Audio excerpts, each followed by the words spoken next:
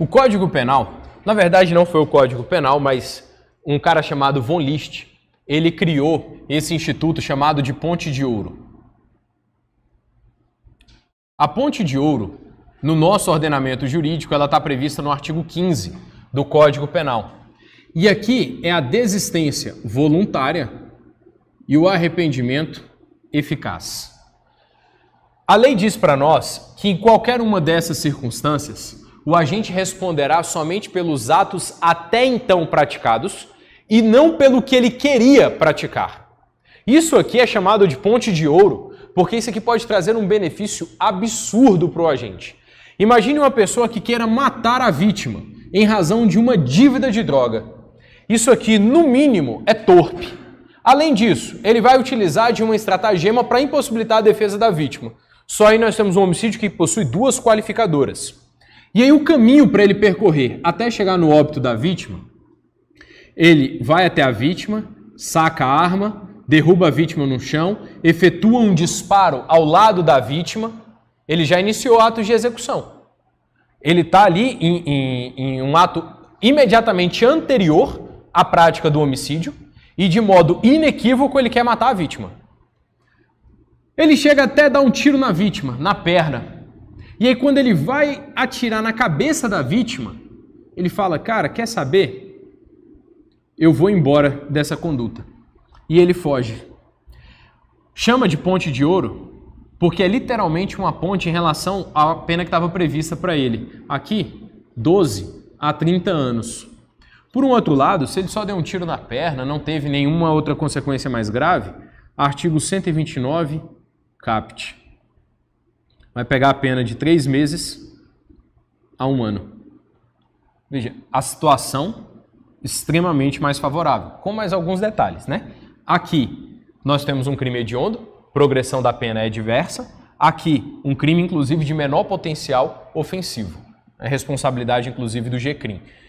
Então por isso que chama de ponte de ouro. Qual a diferença entre desistência voluntária e arrependimento eficaz? Na desistência voluntária, o agente está nos atos de execução quando ele voluntariamente desiste. Desistência voluntária, ela não precisa ser espontânea. Espontânea é a pessoa encontrar com Jesus, vir uma luz dentro dela e ela decidir não fazer mais o negócio. Voluntário, aceita a influência externa. Agora, cuidado, porque aqui nós precisamos aplicar a chamada fórmula de Frank.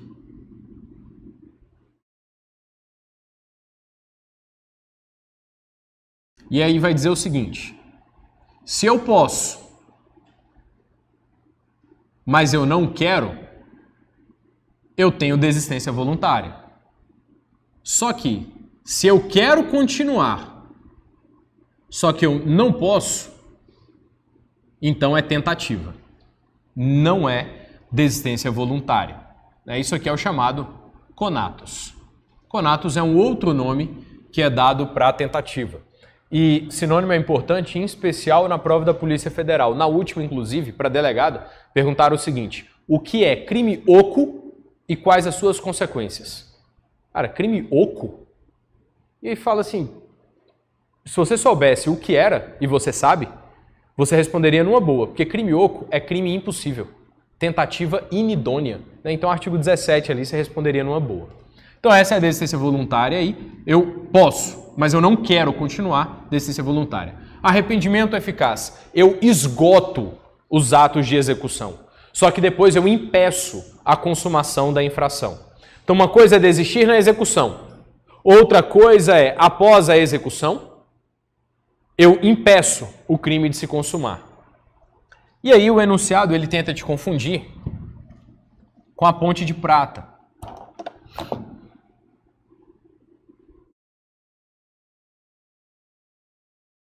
A ponte de prata, ela traz o chamado arrependimento posterior. E o arrependimento posterior é instituto que está previsto no artigo 16 do Código Penal. Nos crimes sem violência ou grave ameaça, quando eu já consumo a infração, mas não houve violência ou grave ameaça contra a pessoa, eu restituo a coisa ou eu reparo o dano antes do recebimento da denúncia, a pena vai ser reduzida de 1 a 2 terços. Como é que o juiz vai saber aqui para reduzir? Mais mais ou menos. Quanto mais perto da consumação desse crime e mais distante do recebimento da denúncia a pessoa reparar o dano ou restituir a coisa, maior será a diminuição. Quanto mais perto do recebimento da denúncia ou mais tempo passou da consumação do crime, menor será o instituto da diminuição. Nós temos aqui naturezas jurídicas completamente distintas, porque aqui o que eu tenho afeta a tipicidade da infração. Aqui, a natureza jurídica é de causa de diminuição de pena. E aí, olha o que o enunciado diz para nós. Fala que, em se tratando de delito de furto, então a gente já sabe que não tem violência nem grave ameaça contra a pessoa, havendo subsequente arrependimento do agente e devolução voluntária da res, res significa coisa. Então, da coisa subtraída, antes do oferecimento da denúncia, fica caracterizado arrependimento eficaz? Não, fica caracterizado arrependimento posterior. Esse é o único erro dessa questão. Devendo, nesse caso, devendo a pena, nesse caso, ser reduzido a 2/3. É o único detalhe que não é arrependimento eficaz, mas posterior. 13. Pedro, funcionário público, solicitou a Maria a quantidade de R$10.000 para não lavrar auto de infração decorrente de ato ilícito descoberto durante fiscalização fazendária. Ao perceber que teria que pagar uma multa de mais de R$20.000, Maria prontamente concordou com a proposta e realizou o pagamento. Nessa situação, Maria responderá como partícipe do delito de corrupção passiva, uma vez que, quanto ao concurso de agentes, o Código Penal adotou exclusivamente a teoria unitária do crime. Bom, o Código Penal não adotou só a teoria unitária, de vez em quando nós temos uma exceção pluralística, que é esse caso. Então, o item está errado, mas aí tem mais uma pergunta. Maria praticou crime? Porque poderia ser corrupção ativa, né? Só que a resposta é não. Oi? O servidor ofereceu, a administração já estava corrompida, ele solicitou. A administração pública já estava corrompida. E aí, montar um quadro aqui em relação a 3 crimes que são, cara, muito parecidos, mas vocês não vão ter mais o direito nem de ter dúvidas sobre esse ponto, sobre a diferenciação dessas infrações. Artigo 316 do Código Penal, nós temos um crime chamado de concussão. No artigo 333, nós temos o crime de corrupção ativa. E no artigo 317 do Código Penal, nós temos um crime de corrupção passiva. Corrupção passiva começa com P de público, de funcionário público. Então, quem pratica é o funcionário público. E aqui ele pode solicitar, receber ou aceitar. O crime de concussão do artigo 316, ele também é uma infração praticada por funcionário público. E aqui o núcleo do tipo é exigir. Só tem esse núcleo do tipo lá. Exigir e exigir sem violência ou grave ameaça. Porque mesmo no exercício da profissão, se o funcionário público ele exige uma vantagem indevida com violência ou grave ameaça, ele sai do artigo 316 e vai lá para o artigo 158, que é o crime de extorsão, que inclusive é mais grave. E o 333, nós temos então o particular. E aí o particular ele vai oferecer ou ele vai prometer. E aí nós temos algumas questões de prova que são interessantes, porque elas falam o seguinte: toda vez que houver corrupção passiva, haverá também corrupção ativa? Não, depende muito, porque olha só, se o funcionário público solicita, eu não tenho nenhum tipo penal correspondente. No entanto, o agente público, o funcionário público, ele só pode receber aquilo que lhe foi oferecido. E ele só pode aceitar aquilo que lhe foi prometido. Então, toda vez, sem exceção, toda vez que eu tiver corrupção passiva nas modalidades receber e aceitar, eu também tenho corrupção ativa, sem exceção. Por um outro lado, se o funcionário público me solicita alguma coisa e eu entrego aquilo que me foi solicitado, eu respondo por algum crime, eu particular? Não, porque... Exatamente. Não tem como. Até porque eu não tenho mais objeto jurídico para violar aqui. E é impossível a concussão e a corrupção ativa na mesma circunstância fática. Porque quando o funcionário público exige alguma vantagem, ele já consumou a infração e eu não tenho um correspondente.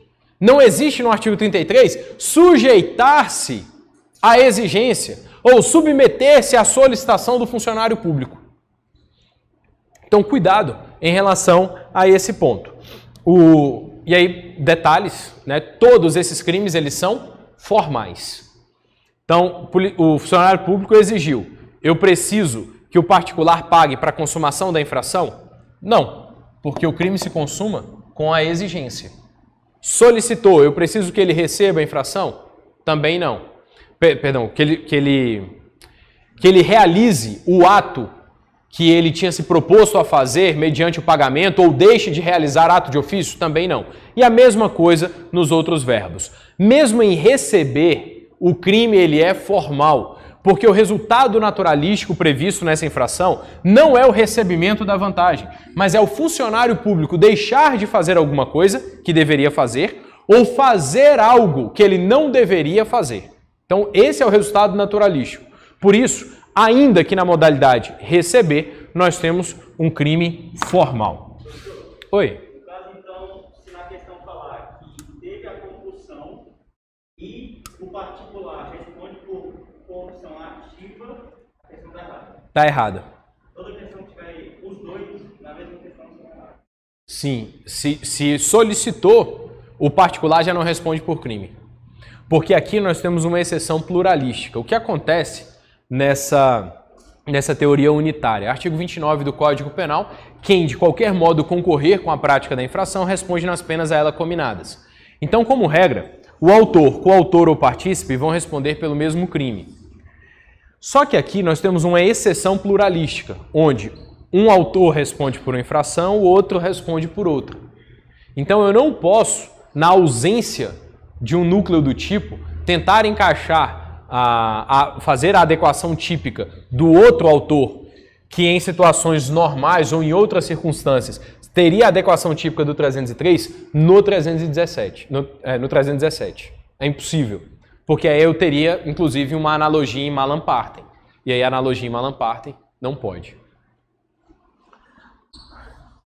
Então, a questão está errada, porque ela não vai ser considerada partícipe do crime de corrupção passiva.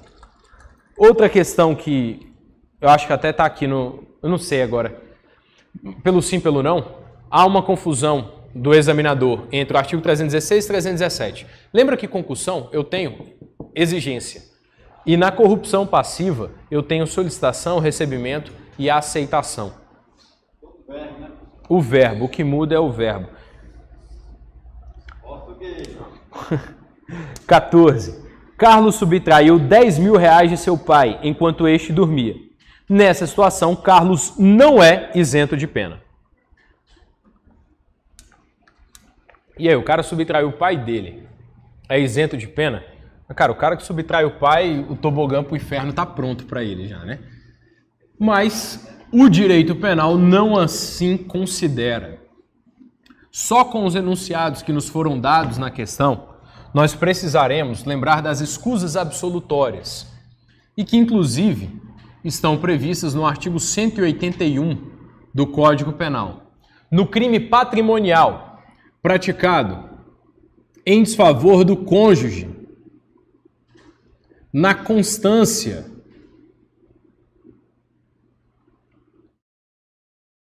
da sociedade conjugal, leia-se, até o divórcio, porque o divórcio é o que rompe o laço conjugal, o agente será isento de pena.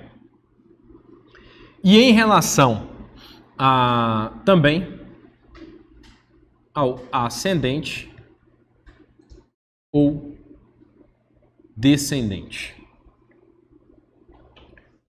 Quais seriam, aliás, só para a gente fazer um panorama geral dessa questão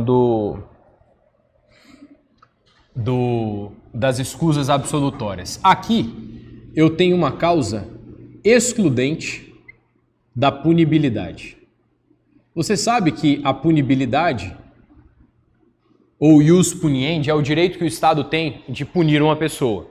Quando é que nasce o ius puniendi? No exato instante da prática da infração. Então, está acontecendo um crime agora, está surgindo o ius puniendi para o Estado.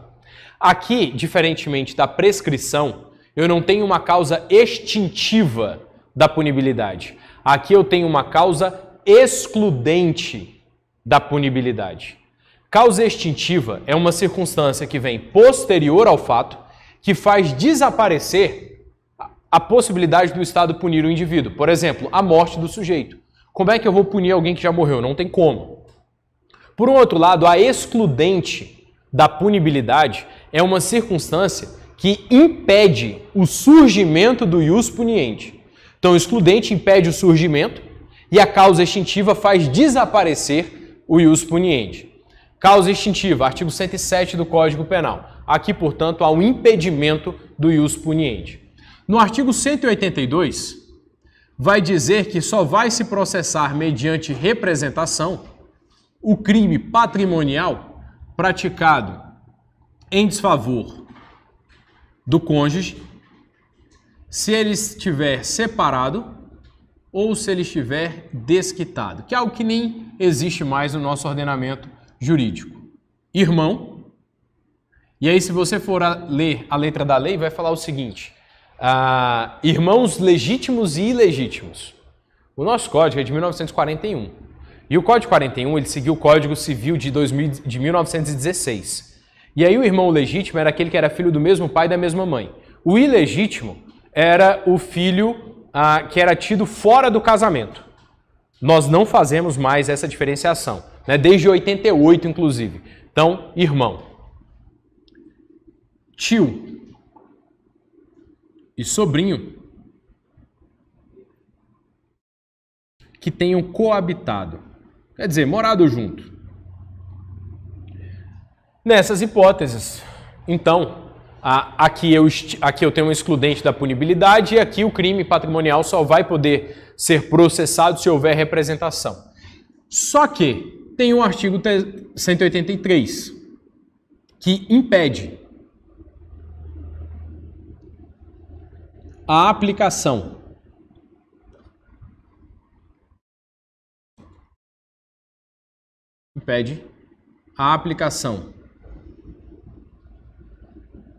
dos artigos 181 e 182 quando, primeira hipótese, quando o crime for praticado com violência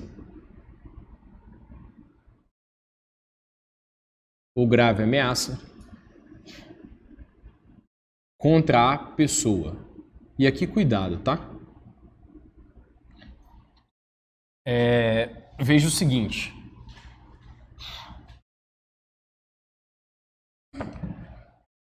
A violência ou grave ameaça é exercida contra a pessoa. Nós temos um crime, alguns crimes que a violência ela é exercida contra a coisa. Por exemplo, o crime de dano. Eu fico com raiva do meu pai, vou lá, quebro o celular do meu pai. Crime de dano. Tem violência? Tem. Só que a violência recai contra a coisa e não contra a pessoa. Então, se eu danifico o celular do meu pai dolosamente, eu vou responder pela infração? Não, porque eu pratiquei um crime contra o meu ascendente e esse crime não tem violência ou grave ameaça contra a pessoa.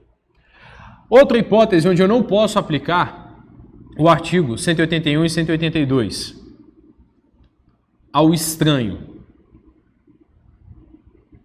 Esse estranho aqui é a pessoa que não tem esses vínculos. Eu tive um colega safado na faculdade, na verdade ele era irmão de um amigo. E ele o pai dele foi comprar um carro dele, foi trocar o carro dele. Ele foi até o vendedor, porque o pai mandou ele escolher, eles tinham uma condição financeira muito boa, e ele escolheu à época um Golf. Foi até o vendedor, à época os carros eram bem mais baratos do que hoje, e perguntou para o vendedor, quanto que custa o carro? O vendedor falou, 55 mil, esse que você quer. Ele falou, beleza, vou trazer aqui meu pai, você disse que foi 60, eu te passo 500 reais. E aí o pai dele foi até a loja, o vendedor falou, 60 mil. E aí esse moleque conseguiu convencer o pai, eu não sei o porquê, a passar os 60 mil para a conta dele, para ele pagar o carro. E aí, cara, se o cara tá dando golpe no pai, ele vai dar golpe em mais quem? Qualquer pessoa. E ele não pagou o vendedor. E aí o meu amigo descobriu porque o vendedor ficava ligando. E ele falou, e aí, eu quero falar com fulano e tal. Eu falei, mas a gente já pagou o carro. Ele falou, não, mas fulano me deve. E aí contou essa história. Veja essa situação. Qual o crime praticado? 171. Estelionato. O filho, né, o irmão desse meu amigo que aplicou o golpe no pai, ele praticou o crime contra o descendente dele. O crime não tem violência ou grave ameaça. Ele está isento de pena. Mas e o vendedor? O vendedor ele é o estranho a essa relação e ele responde pela infração. Ele pode ser punido. E a última hipótese é que a vítima ela tem que ter menos de 60 anos.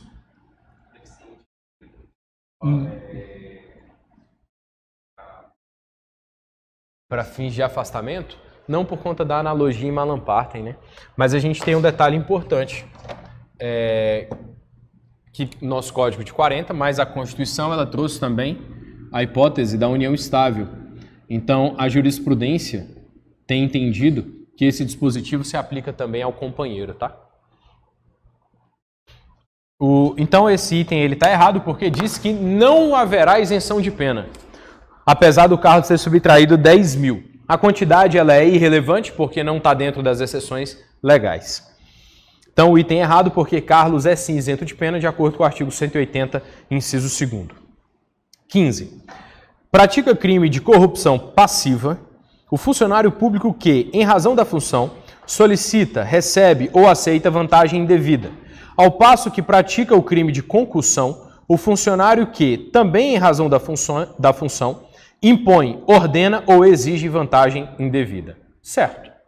Até mesmo porque impor e ordenar são sinônimos de exigência, né?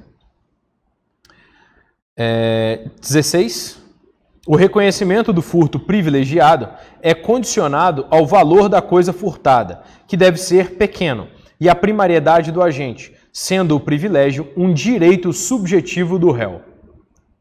Certo.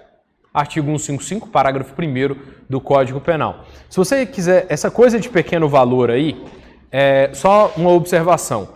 O STJ entende ela de modo objetivo. Então eu não olho para a capacidade da vítima, econômica da vítima. Eu olho exclusivamente para o valor que foi subtraído.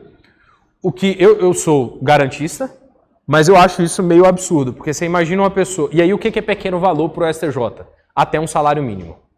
Até mais ou menos um salário mínimo. E aí você imagina uma pessoa que ganha um salário mínimo, recebeu o dinheiro em mãos, tá no ônibus, maluco, lotado, 7 horas da noite, exausta, cochila. Vem o chamado punguista e subtrai um salário mínimo dela. Ela vai viver como? Só que para o ministro tá fácil, né? Do alto do palácio ver a mazela da sociedade é bem difícil isso. De toda forma, não confunda furto privilegiado ou furto de pequena monta, como também é chamado, com furto insignificante. Furto insignificante para o STJ varia entre mais ou menos 10% do valor do salário mínimo. Então, parágrafo 1º, até um salário mínimo, insignificante, mais ou menos 10% do salário mínimo. E outro detalhe, né, tem o STF, que fala sobre, traz balizas para que haja a aplicação do princípio da insignificância.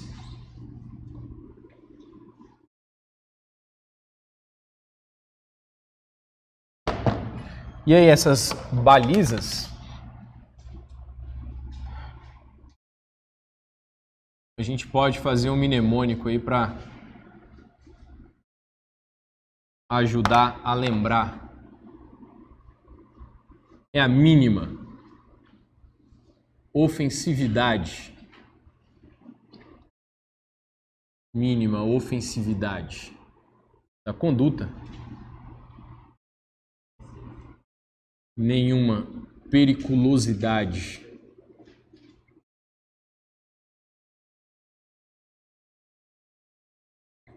da ação,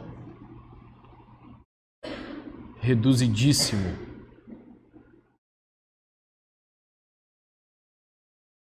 Grau de reprovabilidade.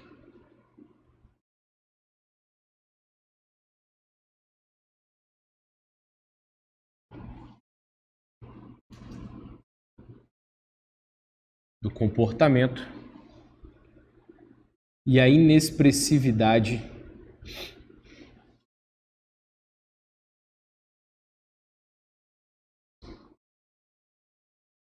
da lesão jurídica provocada. Os requisitos, eles são cumulativos, tá? Para o STF, eles precisam estar todos juntos. Vou botar aqui o STF porque foi ele que definiu essas balizas, mas o STJ também aplica essas balizas. Então, se cair de acordo com a jurisprudência do STJ, também vai estar certo.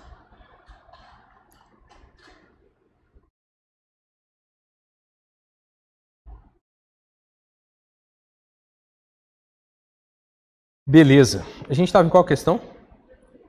16, valeu. Então, 17.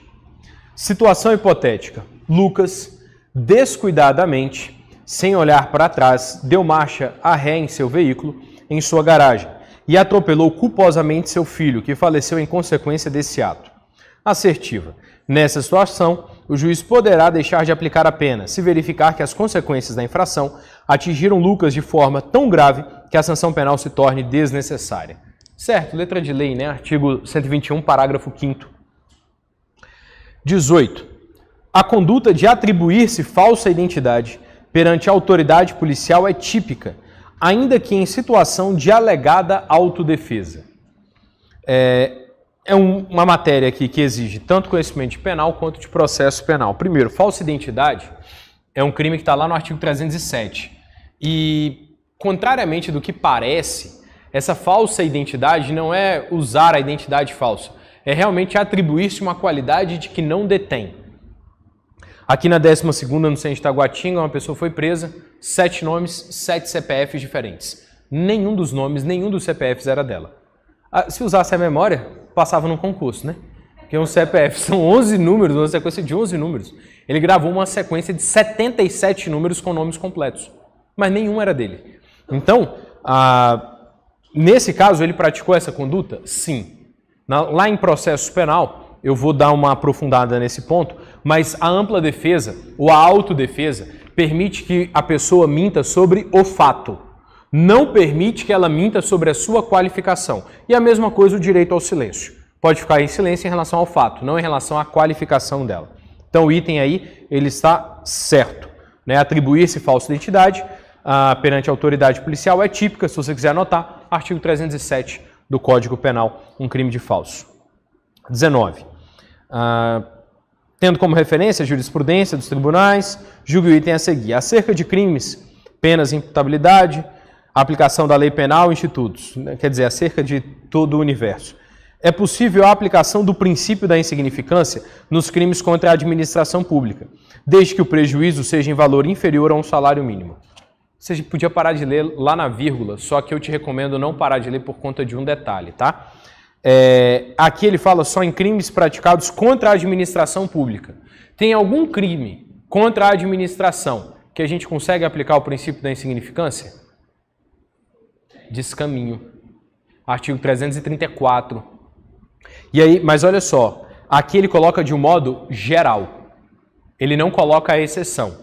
Então, o item ele está errado, porque não é possível aplicar princípio da insignificância nos crimes contra a administração pública. Outro detalhe importante, porque na sua prova cai crime de falso. Eu vou lá e falsifico uma cédula de R$2. Cabe o princípio da insignificância? Não, porque ali não é o valor. Ali é a fé que a pessoa tem, a crença na veracidade, de que tanto a moeda ou o documento ele é verdadeiro. Então, por isso, nos crimes de falso também não se admite o princípio da insignificância. Então, 19, item errado. 20. Henrique é dono de um feroz cão de guarda, puro de origem e premiado em vários concursos, que vive trancado dentro de casa. Em determinado dia, esse cão escapou da coleira, pulou a cerca do jardim da casa de Henrique e atacou Lucas, o menino que brincava na calçada. Ato contínuo, José, tio de Lucas, como única forma de salvar a criança, matou o cão. Nessa situação hipotética, José agiu em legítima defesa de terceiro. Item errado. Porque para ser legítima defesa eu preciso de uma agressão injusta. Veja que o cão ele escapa da coleira. Aqui o José pode alegar algum excludente da ilicitude? Sim, estado de necessidade. A diferença seria se o dono do cachorro, o Henrique, ele tivesse fomentado o cão para atacar, porque aí o cão é utilizado como arma. Beleza, nós encerramos direito penal e a gente passa a processo penal agora. Já aí no item. A entrada forçada em determinado domicílio é lícita, mesmo sem mandado judicial e ainda que durante a noite, caso esteja ocorrendo dentro da casa situação de flagrante delito, nas modalidades próprio, impróprio ou ficto. Certo. Todas as hipóteses de flagrante que nós temos do artigo 302. 2. Durante o procedimento de lavratura do auto de prisão em flagrante pela autoridade policial competente, o policial rodoviário responsável pela prisão e condução do preso deverá ser ouvido logo após a oitiva das testemunhas. Deverá ser ouvido logo após a oitiva das testemunhas? Não. Quem é o primeiro a ser ouvido? O condutor. Artigo 306 do Código de Processo. 3. Em decorrência de um homicídio doloso praticado com o uso de arma de fogo, policiais rodoviários federais foram comunicados de que o autor do delito se evadira por rodovia federal em um veículo cuja placa e características foram informadas. O veículo foi abordado por policiais rodoviários federais em um ponto de bloqueio montado cerca de 200 km do local do delito e que os policiais acreditavam estar na rota de fuga do homicida. Dada a voz de prisão ao condutor do veículo, foi apreendida a arma de fogo, que estava em sua posse e que supostamente tinha sido utilizado no crime. Julgue o item. De acordo com a classificação doutrinária dominante, a situação configura a hipótese de flagrante, presumido ou ficto. Certo. Porque quem prendeu encontrou esse sujeito logo depois com armas, papéis, objetos, instrumentos que fizessem presumir ser ele o autor. Então, o artigo 302, inciso 4º do Código de Processo. 4. No âmbito do IP, cuja natureza é inquisitiva, não se faz necessária a aplicação plena do princípio do contraditório, conforme a jurisprudência dominante. Certo. Inclusive, o inquérito policial ele tem algumas características, né? Que a gente também consegue formar aqui um mnemônico para ajudar a gravar quais são essas características.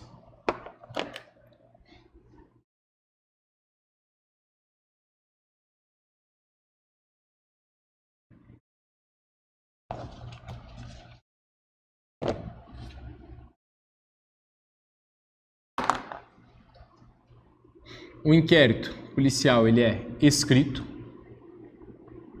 ele tem a característica da autoritariedade,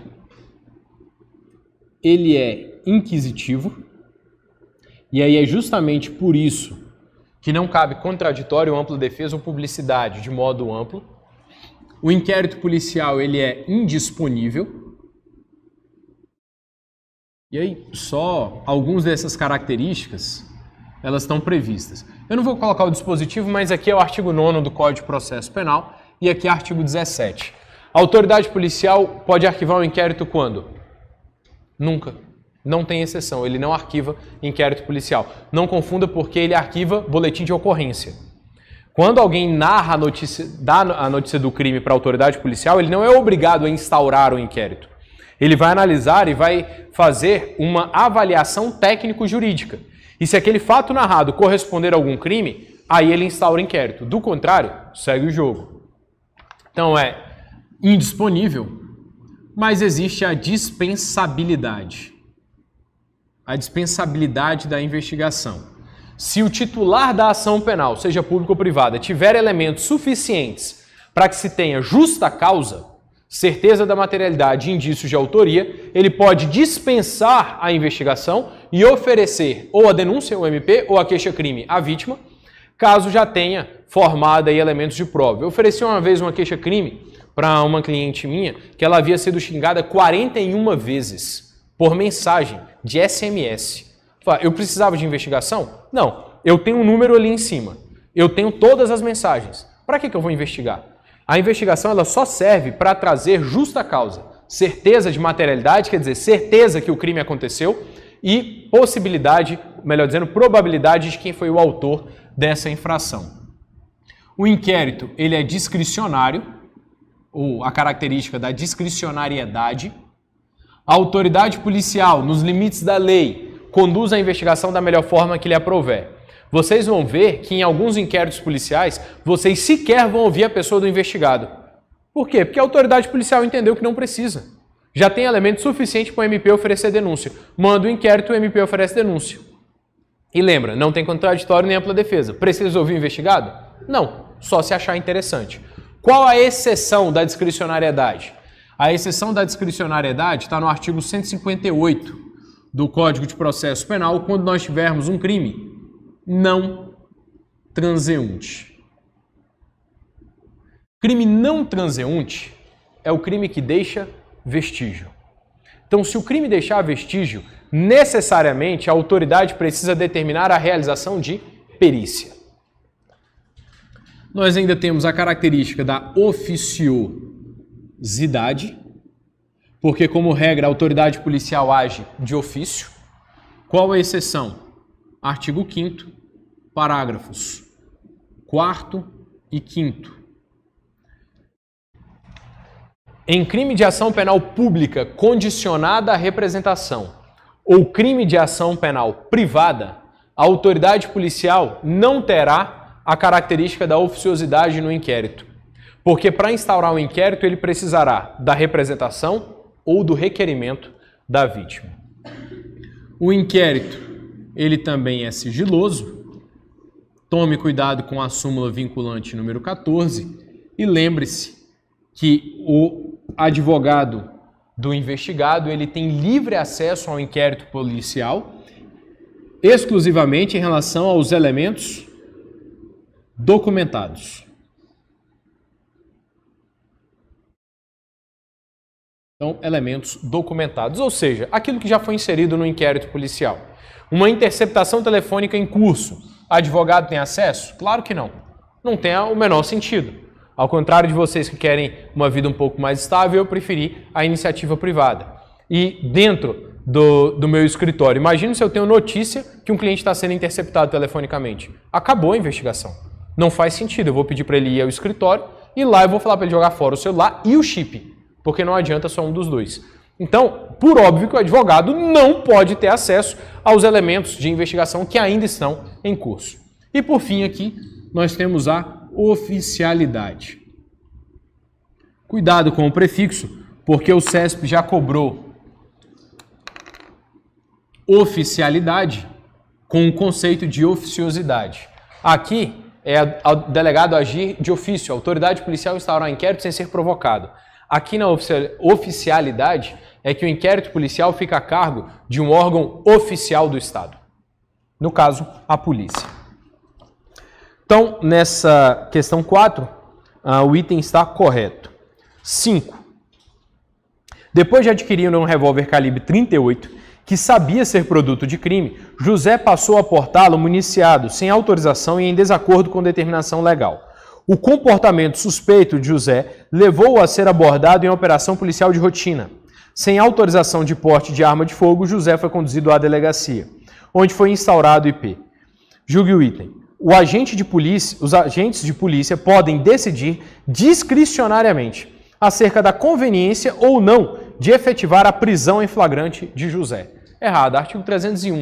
A autoridade policial e seus agentes devem prender. Aí, qualquer um do povo poderá. Detalhe importante, tu vai estar de férias daqui a um tempo. Tu vai precisar prender em flagrante? Para o STF, não. Para o STF, o policial que está de férias, ele não tem a obrigatoriedade do flagrante. Agora, fora do expediente, ou em período de folga, continua a obrigatoriedade do flagrante. Por isso que tua arma vai vir com inscrição 24/7, 24 horas por dia, 7 dias por semana. A arma vira uma extensão do seu corpo. Então o item está errado, porque os policiais são obrigados a prender. 6. É o mesmo enunciado da 5, então, indo lá para o último parágrafo, caso declarações de José sejam divergentes de declarações de testemunhas da receptação praticada, poderá ser realizada a acareação, que é uma medida cabível exclusivamente na fase investigatória. E aqui está o erro depois da vírgula. A acareação também cabe em juízo, tá? Não só a autoridade policial pode fazer a acareação, mas como Sua Excelência também pode. 7. O inquérito instaurado contra José é procedimento de natureza administrativa, cuja finalidade é obter as informações a respeito da autoria e materialidade do delito. O item está correto. E aí, só um detalhe importante aqui.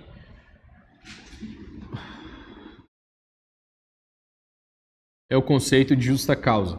Talvez em processo penal seja um dos conceitos mais importantes. O que o CESP considera como justa causa? Certeza da materialidade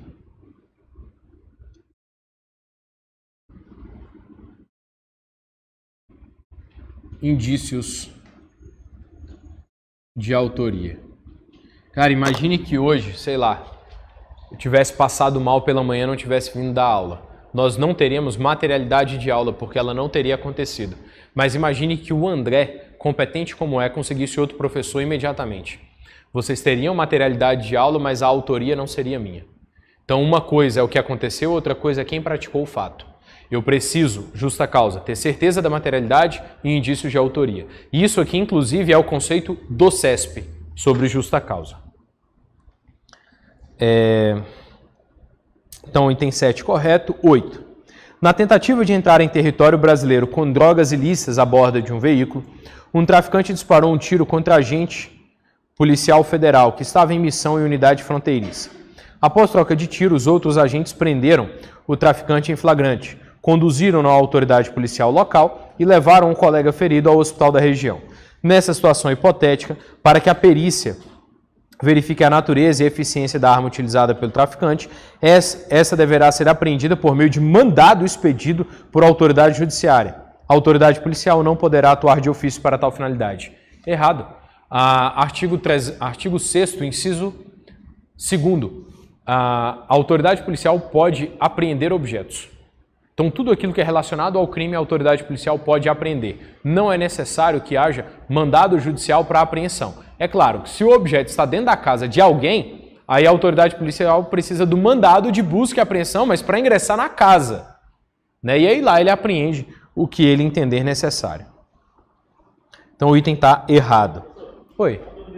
Claro. Para a perícia, né, verifica a natureza e a eficiência da arma. Se fosse somente a eficiência, mesmo ele já tendo disparado contra o policial, já é eficiente, ainda vai, mesmo assim vai ter esse teste de eficiência da arma? Vai, porque às vezes nem tudo que parece é. Imagina que no meio de um tiroteio, e aí aconteceu até aqui no Gama, fogo amigo. Não, fogo amigo aconteceu no Areal. O que aconteceu no Gama foi que a Polícia Civil estava investigando uma organização que era destinada ao tráfico e a Polícia Federal investigando a mesma galera. E aí, um não sabia da investigação do outro. E aí eles acabaram atirando um contra o outro porque acharam que era traficante. Acho que um policial civil morreu, um policial federal ficou ferido em razão disso. Imagina a bagaceira que é, né? A atividade velada ela é muito complicada. Mas nesse caso precisa, por conta do contraditório e ampla defesa. Porque lá na frente, vai que não foi essa arma que efetuou o disparo, vai que foi a arma de uma outra pessoa, até mesmo o fogo amigo. A gente estava na 9 agora? Isso, né? Na tentativa de entrar em território brasileiro com drogas ilícitas, é o mesmo enunciado? Vixe, peraí. Aqui. Nessa situação hipotética, ao tomar conhecimento do homicídio, cuja ação penal é pública e incondicionada, a autoridade policial terá de instaurar inquérito de ofício, o qual terá como peça inaugural uma portaria que conterá o objeto da investigação, as circunstâncias conhecidas e as diligências iniciais serão cumpridas. Certo, sem nenhum problema em relação a isso. Como peça inaugural do inquérito policial, nós podemos ter o auto de prisão em flagrante, a portaria e alguns doutrinadores chegam a dizer que até mesmo a representação e requerimento. Mas eu não acho tão confiável, melhor você ficar nesses casos com a portaria instaurando um inquérito. 10. João integra uma organização criminosa que, além de contrabandear e armazenar, vende clandestinamente cigarros de origem estrangeira nas ruas de determinada cidade brasileira. Pulando lá para o item. Se João for preso em flagrante e o escrivão estiver impossibilitado de proceder à lavratura do auto de prisão, a autoridade policial poderá designar qualquer pessoa para fazê-lo, desde que este preste compromisso legal anteriormente. Letra de lei, artigo 305. O item está correto. Qualquer pessoa. Artigo 305 do Código de Processo Penal. É meio estranho, né? Qualquer pessoa ser designada, mas está lá na lei. Oi? Isso. O escrivão ad hoc. Tem gente que chama de ad hoc também, mas aí é irrelevante. É isso mesmo. Tu ia comentar? Tem que ter 2 testemunhas aqui para assinar? Não. Vou precisar de 2 testemunhas em flagrante quando eu não tiver testemunha do fato ou testemunha da prisão. Isso. Aí as 2 testemunhas elas servem para confirmar que o condutor entregou o preso à autoridade policial. Outra hipótese que a gente precisa de 2 testemunhas no flagrante, quando o preso não quer assinar a nota de culpa. Aí 2 testemunhas confirmam que a autoridade entregou a ele. 11. Requerido pelo PGR o arquivamento do IP, os autos foram encaminhados ao STF, órgão com competência originária para o processamento e o julgamento da matéria sob investigação para as providências cabíveis. Nessa situação, o pedido do PGR não estará sujeito a controle jurisdicional, devendo ser atendido. Olha só, o teu edital ele veio nesse ano que já está vigorando o pacote anticrime. E o pacote anticrime ele trouxe uma forma de encerramento do IP. Só que o ministro Luiz Fux, na decisão das ADIs 6298, 6299, 6300 e 6305, ele entendeu que, liminarmente, há necessidade de suspender a eficácia desses dispositivos. Então, o que está vigorando para nós é a redação anterior do artigo 28 e não a redação atual. E aí o detalhe, se te perguntarem desse jeito na prova, você segue jurisprudência. Se te perguntarem nos termos da lei, aí você vai ter que seguir o artigo 28. Então, cuidado com esse ponto. De toda forma, você tem a... Vou partir do relatório já, tá? A autoridade policial faz o relatório, encaminha para o juiz encaminha para o Ministério Público. O Ministério Público pode requisitar novas diligências, caso em que volta para a polícia para investigar. Ele pode oferecer denúncia ou ele pode promover o arquivamento.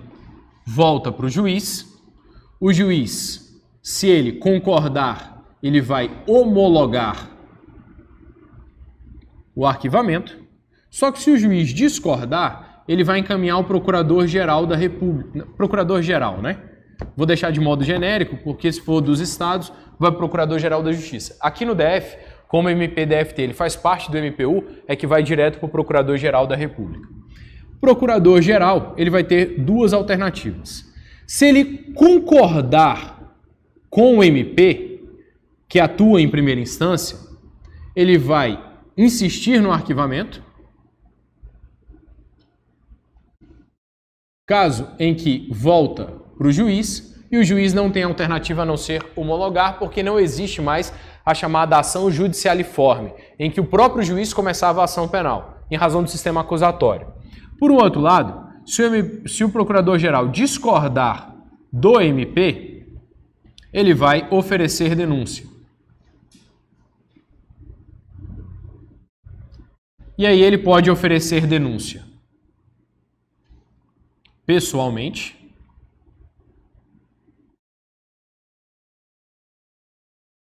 ou ele pode nomear outro membro do MP. Ele pode nomear qualquer membro do MP, menos esse aqui que promoveu o arquivamento em razão do princípio da independência funcional. Agora, por um outro lado, esse nomeado não vai poder se recusar a oferecer denúncia, porque ele apenas representa a vontade do procurador-geral. Só que olha só, o enunciado da questão está dizendo para nós que a ação ela já deveria ter sido proposta, era no STF ou no STJ? No STF.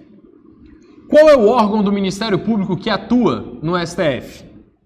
Procurador-geral. Depois do procurador-geral, quem vem? Deus. Só que Deus não oferece denúncia. Então, nesse caso, veja, ele quer o arquivamento. Para quem que o STF manda? Quem está acima dele? Não existe. Como não existe, o STF não tem alternativa a não ser homologar esse arquivamento. E aí, nessas circunstâncias, nós temos o que a doutrina chama de arquivamento originário, porque ele não sofre controle jurisdicional, diferente desse aqui. Ministério Público quer arquivar, vai para quem? Para o juiz. Isso aqui é um controle jurisdicional, e o que não faz o menor sentido. Embora seja isso que vale, mas não faz o menor sentido por conta do sistema acusatório. O juiz não tem que achar que a denúncia tem que ser oferecida ou não. Porque se ele acha que a denúncia tem que ser oferecida, ele já não é mais imparcial. Ele já é parcial, ele já está vislumbrando elementos de culpa. Então, nesse item, só para a gente arrematar, diz aí para nós que, requerido pelo Procurador-Geral da República o arquivamento do IP, os autos foram encaminhados ao STF, órgão de competência originária, o que significa dizer que a ação deveria ser oferecida lá, para o processamento e julgamento da matéria sob investigação, para as providências cabíveis. Nessa situação, o pedido do PGR não estará sujeito a controle jurisdicional devendo ser atendido. Sim, porque não tem como mandar para outra pessoa. Beleza? Pessoal, o restante das questões tem gabarito aí no final. Façam quando tiverem um tempinho. Se tiverem qualquer dúvida, é só mandar mensagem, tá bom? No mais, Deus abençoe vocês. Espero que vocês tenham uma boa prova amanhã e uma aprovação. E não esqueçam depois de mandar o feedback da prova.